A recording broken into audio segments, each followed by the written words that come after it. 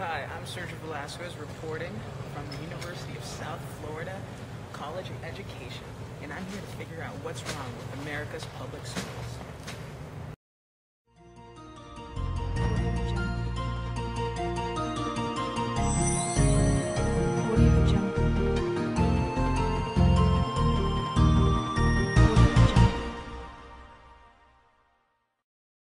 So, Professor, how are public schools funded? Public schools are funded through taxation, and there's really three sources: the local, the state, and the federal. And the local source and the state source is the biggest revenue for schools. The local district raises a certain amount, and the state often supplements based on a foundation formula. The federal funding is a much smaller piece, but it also provides support for schools. Would you say there is inequality in America's public schools? There is a great deal of inequality in the public school system, both with respect to resources that schools and communities have access to, as well as educational outcomes.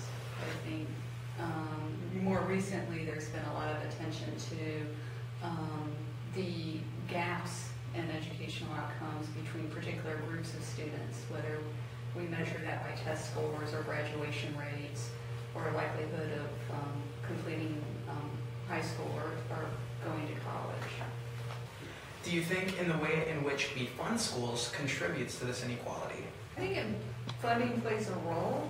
I think the larger social inequality in society is a root to these disparities. In a sense, they kind of play out in the school setting.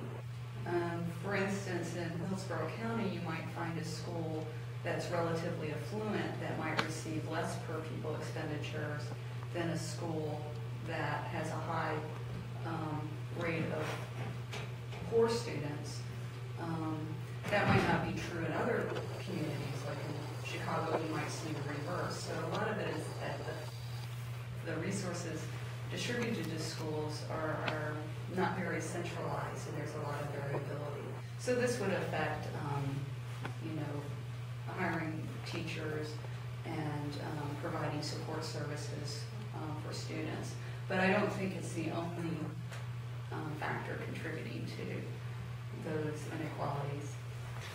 How do you think this inequality in the long run will affect our society? Of having these disparities in achievement, some people have argued that our society is going to have a huge divide for those between those with higher education and access to college education and those who don't have that access, that most of the job market requires post-secondary education, so that kind of leaves out people who don't graduate high school or who cannot attend college, creating and contributing to unemployment and poverty.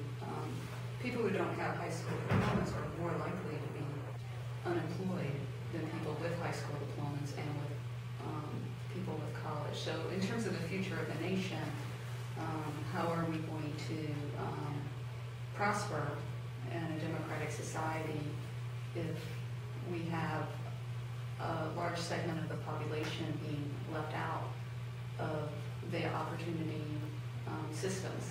What are some changes that you think we can do to improve the current public school system? One of the things I think we often neglect is the role of citizens in supporting public education. Everyday people, whether or not they have children in schools, organizing to improve education in their community. So in the sense that everybody has a stake in having quality public schools.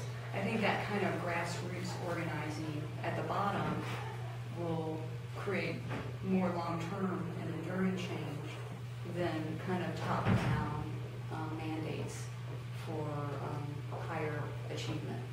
What are some things regular people can do, like people who are not empowered, do to help the current education crisis? I think when you're asking about what the everyday person, how the everyday person can contribute, I think there's a variety of organizations that try to involve people in children's lives, mentoring and tutoring and programs like that. And I think those are very useful, but I think we also have to think about not being very narrow in our definitions of what school, being involved in a school means.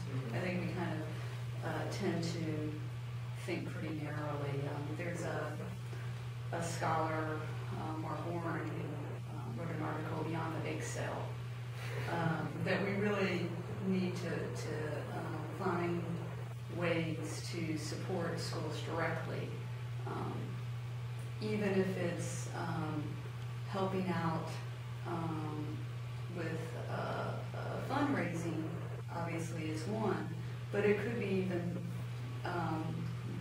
volunteering more in the schools, or having citizens groups advocate directly for particular policies that will benefit the schools more broadly.